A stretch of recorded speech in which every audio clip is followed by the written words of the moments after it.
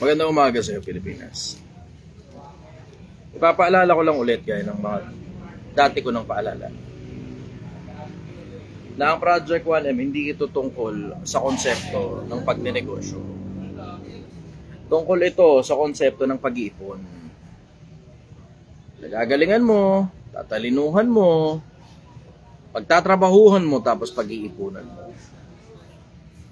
Yung iba kasi akala nila Project 1M tungkol ito sa konsepto ng negosyo. Hindi ko kayo iniimbitang magnegosyo. Kasi diretso may mga taong hindi naman talaga pang negosyo. Ang isa sa mga magiging problema mo dyan, pag inakala mong pang negosyo o pag-iimbita na magnegosyo ang Project 1M, tapos hindi ka naman talaga lapat sa konsepto ng pagnenegosyo, malulugi ka lang imbis sana nakapag-ipon ka na. So, papaalala ko lang ulit, Pilipinas. Project 1M, tungkol ito sa pag-iipon, hindi tungkol sa pagnenegosyo. At hindi lang ito tungkol sa pag-iipon ng pera, kundi pag-iipon ito ng kayamanan sa kabilang buhay. Yung paggawa ng mabuti na walang hinihintay na kapalit. Magandang umaga sa inyo, Pilipinas. Kumusta kayong lahat? Sa dami ng mga nangyari, sa lahat ng mga nagdaang panahon, lalong-lalo na yung buong December, I wish and I hope that you still have your savings. Sana meron pa rin kayong naiipon. Sana meron pa rin kayong naitabi at hindi naubos at na-swept out na lang ng December. Kasi napakadaling maging mahirap. Wala ka lang gawin, mahirap ka na eh. Magkamali ka lang ng desisyon, pwede ka nang agad maghirap. Isa sa mga pinakamalalaking bagay na natutunan ko sa buhay, pag wala kang ginagawa, mananatili ka lang din. Kung nasaan ka nandun, worse, baka bumaba ka pa. So my generic advice to all of you, Pilipinas, matuto ka mag-ipon. Hindi lang para sa buhay na to, kundi para sa darating. Importante ang konsepto ng pag-iipon. Na pagka kinailangan mo, meron kang isinimpan na madudukot at mabubunot. Parang konsepto yan ng pakikisama. Nakisama ka ng marami, sa panahong ikaw naman yung mangangailangan, may darating na tulong para sa'yo. Nagsimpan ka ng marami, sa panahong ikaw naman ang nagipit, may darating para sa'yo. Pero di ka nag-ipon, di ka nagtabi, sa panahong na may problema ka, ikaw lang mag-isa na may problema. Ang worst, mangungutang tapos hindi magbabayad. So magandang umaga sa inyo, Pilipinas. Sige, let's start with our regular programming, question and answer. Meron akong taga-basa sa gilid at pwede rin ako mag-akyat sa live. So whichever works, kung interesado kayong umakyat sa live, you can simply type ako, i-akyat ko kayo sa live. Other than that, meron akong taga-basa. Meron ka na nakuha ang tanong?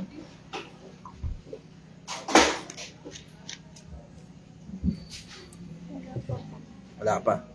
Okay, pagtsatsagaan nyo lang muna ako ngayon kasi nakalimutan ang mic sa bahay. So, medyo mahina lang ng konti, pero at the very minimal, makakapag-akit ako ng mga tao sa live. Ang dahilan kasi, hindi ako makakapagsaksak ng live at makakapagsaksak ng mic at makakapag-akyat ng tao sa live ng sabay.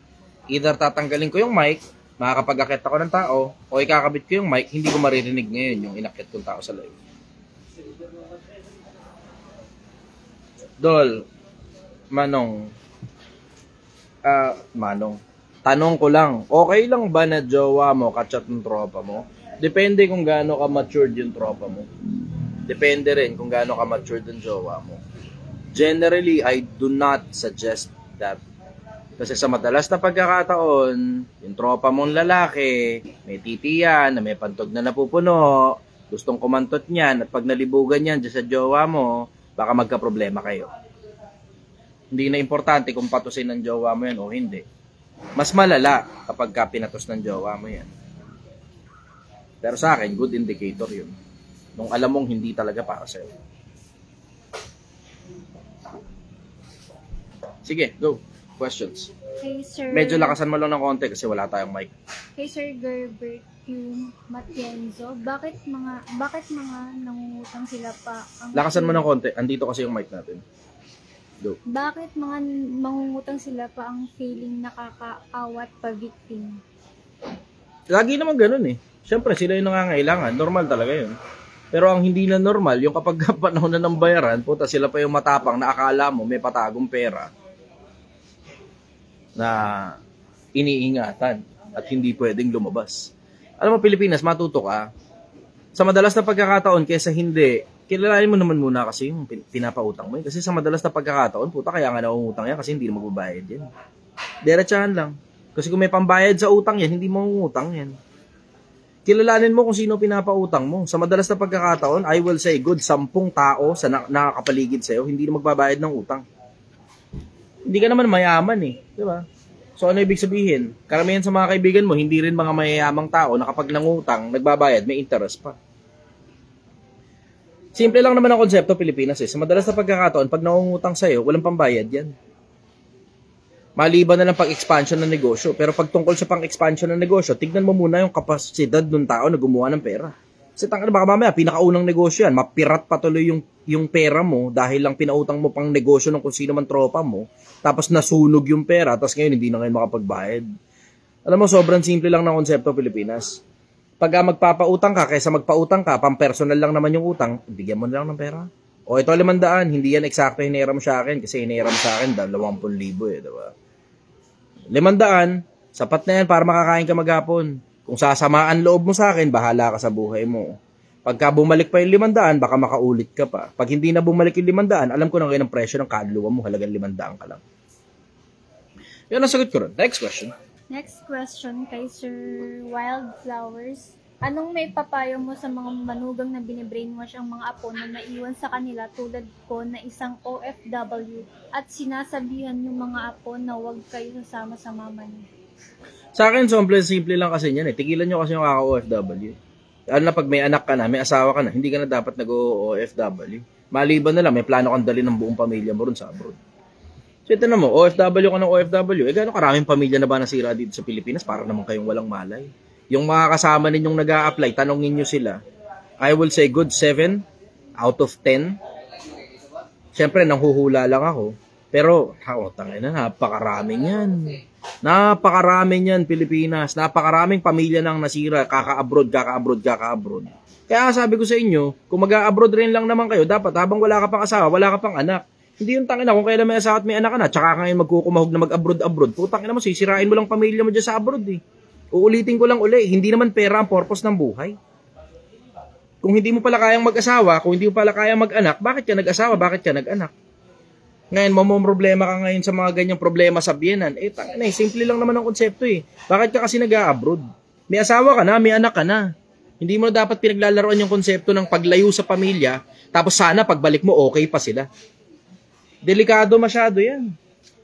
Mga OFW, nilalagay nyo masyado sa isang delikadong sitwasyon ang mga pamilya ninyo kapag may asawa ka na, may anak ka na, nag-OFW ka pa, tapos 1 taon, 2 taon ka nawawala.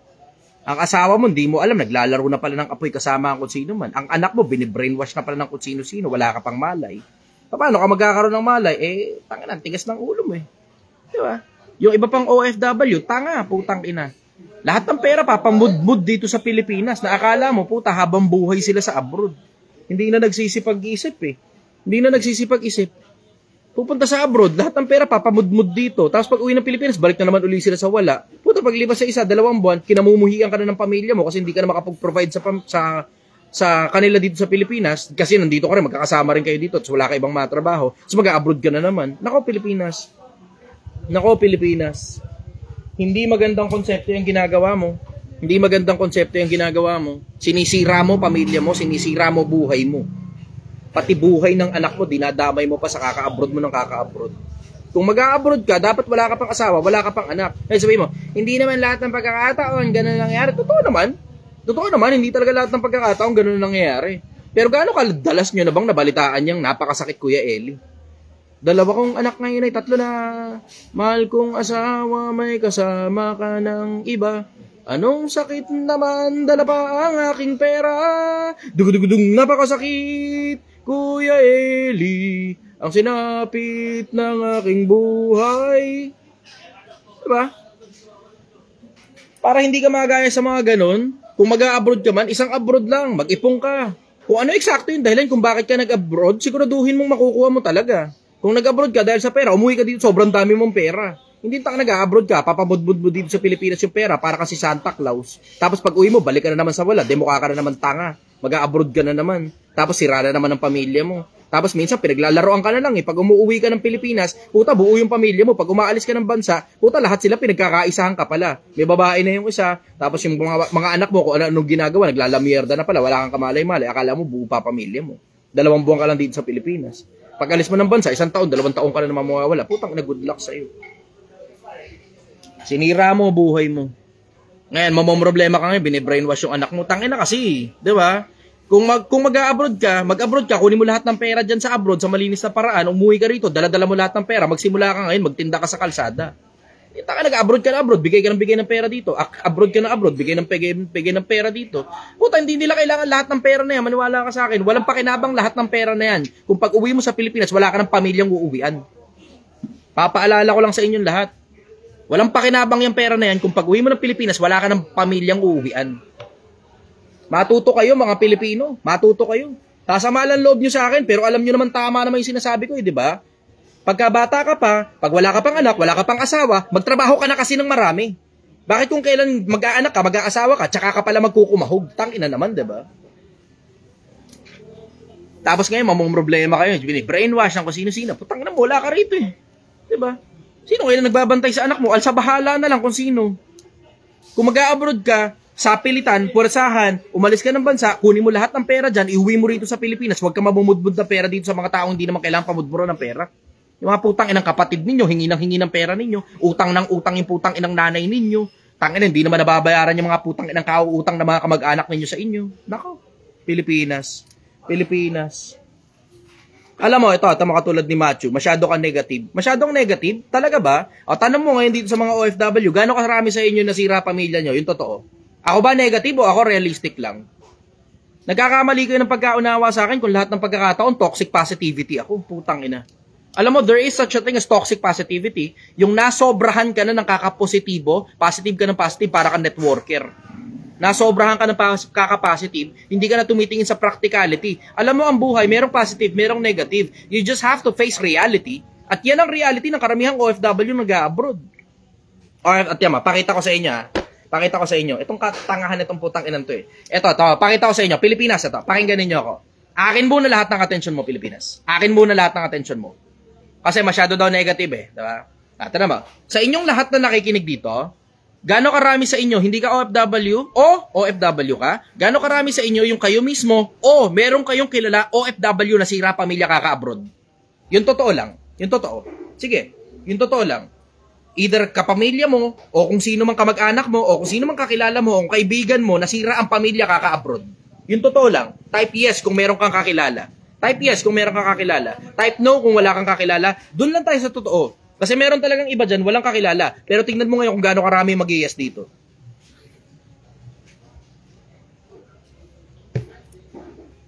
Ayan o, tamo. Rendell. See? Ayan o, kita mo. Ano? Out of context ang puta. Bobo ka talaga, Matthew. Sorry, ang bobo mong tanga ka. Ayan o, nakita mo. Out of context ba ako? Ayan o, tingnan mo. Tignan mo na lang yung mga komento. Kung hindi ka ba naman bobo. Wala kang kasing malay sa mundo eh. Wala kang malay sa mundo, Matthew. Kung sino ka man, wala kang malay sa mundo. Hindi mo alam kung ano nangyayari sa reality. Kasi you have this fucking delusion that everything is fine and well and this life is fucking rainbows and butterflies. Stupid fuck. Bobo ka lang talaga. Bobo ka lang talaga. Akala mo rainbows and butterflies ang buhay. Bobo ka lang, delusional kang lintik ka. Delusional ka. Sige, next question. Next question is kay Firemaster Ryan. Brother, tanong ko lang, ano ba ang nasa likod ng universe na ito at naniniwala ka ba sa time travel? Hindi ako naniniwala sa time travel in the sense na parang kaya nating pamahalaan ang panahon at kaya nating umatras. Ang kaya lang nating gawin, medyo pabagalin ng konti ang oras. Pero aatras, hindi natin kaya yan. Hindi natin kaya yan. Hindi ipinamahala ng Diyos sa mga tao yung pamamahala sa panahunan at mga bahagi ng panahon. Kasi yun yung nakasulat sa Biblia, nasa isang talata ng Gawa yun. Hindi pinamahala ng Diyos yun. Yung mga panahunan at mga bahagi ng panahon na itinakda niya sa kanyang sariling kapamahalaan. Hindi totoo time travel na makakabalik ka sa nakaraan. Makakapunta ka sa malayong hinaharap. Hindi totoo yun. Hindi ako naniniwala doon. Although merong mga theories and those theories still remain as theories. Hanggang ngayon. Theories pa rin yung mga yan eh. Yung isa, ano yung isang tanong niya?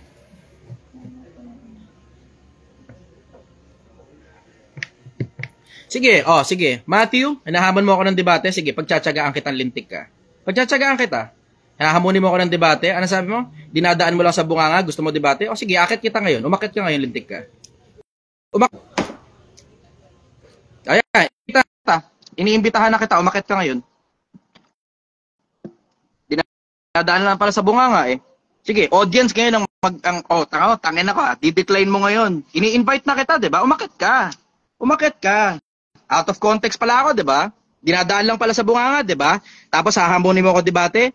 Sige, ikaw na ngayon mag-propose ng topic mo. Hey, good morning. Good morning. Sir, good morning. Propose ka topic, ano gusto mo? Ay, yung kwento mo kanina, yung regarding dun sa ganun. Pakiulit, ano yung sinabi mo? Kasi yung regarding kanina, 'di ba? Yung usapan natin. Tungkol sa OFW. Yung topic. Sige, tungkol sa OFW. Ano gusto mong pag-usapan tungkol sa OFW? Kano mag-propose ng topic? Masyado mong lahat. Lagi naman na lahat. Yung parang sinabi mo na gano'n, na wala nang yung sa pamilya, yung gano'n. Alam mo yun, tol, hindi naman lahat ng gano'n nangyayari. Bigyan mo naman ng konting kasi yung konti lang. Like nung sabi mo, tol, galit ka na naman. Hindi, pinagbibigyan kita magsalita. Pinagbibigyan kita magsalita. Sige. Kahit i-post, ano po na. Kahit i-post mo, okay lang yun. Wala namang problema. Actually, posted talaga to, live ito. Yung gusto ko lang sabihin sa'yo, nilahat mo masyado, tol. Nilahat mo masyado. Yung mga OFW naman, okay naman sila, kahit umalis yung mga kahit tulad ko, wife ko. Okay naman. Wag mong masyadong lahatin yung nasira yung pamilya kasi alam mo pare, mahirap din bumuo ng pamilya pare. Mahirap din magtrabaho, mahirap din Ikaw, yung Project 1 million mo. O, di ba? Suportado kita dyan. Wala akong problema dyan, tol. Sana minsan, medyo konting-konting lang pare. Control. Especially ako, idol kita pare. Naniniwala ko siya, pero doon ka lang mismo pare, nung sinabi mo lang pare na medyo alanganin ka naman. Ano ba ang gusto mo? Ang gusto mo ba, para bang ang dating sumagot ako, depende sa gusto mong marinig? O ang gusto mong marinig yung reality na totoong nangyayari sa tunay na buhay? Hindi pare sa ganun.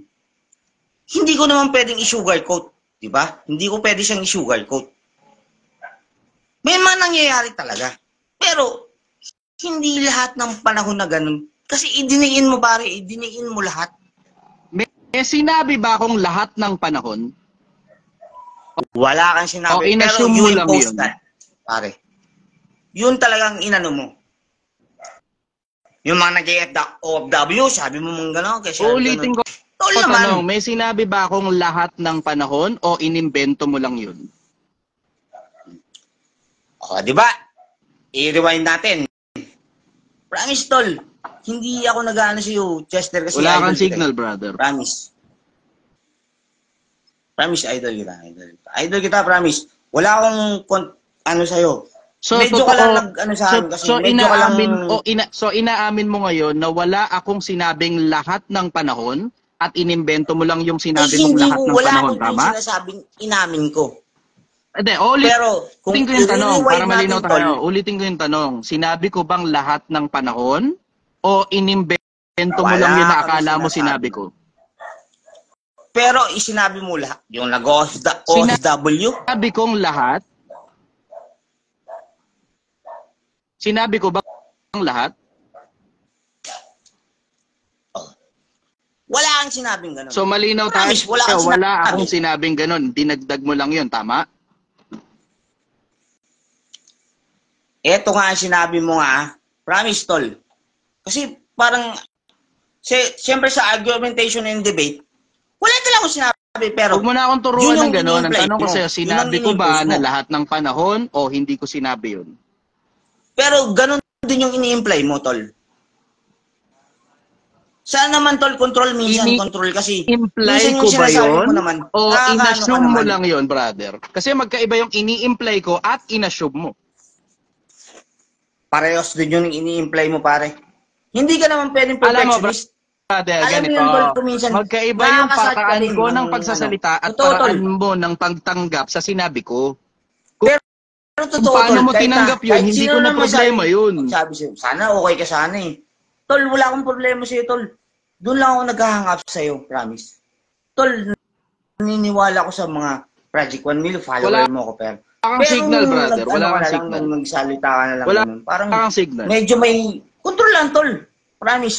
Kung minsan, hindi naman Wala tayo kang signal. perfecto. Wala kang signal. As much as gusto kitang pakinggan, hindi ko marinig dahil wala kang signal. Sige, tol. Basta medyo basta tol, follower mo ako, walang problema dun. Basta mismo Wala kang pagka, signal, brother. minsan medyo Wala kang control signal. lang. Meron ba dyan sa'yo? Sa'yo meron.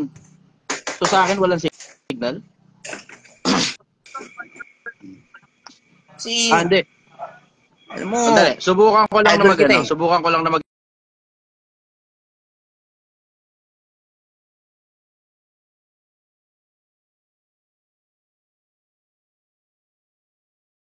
lang din, tol.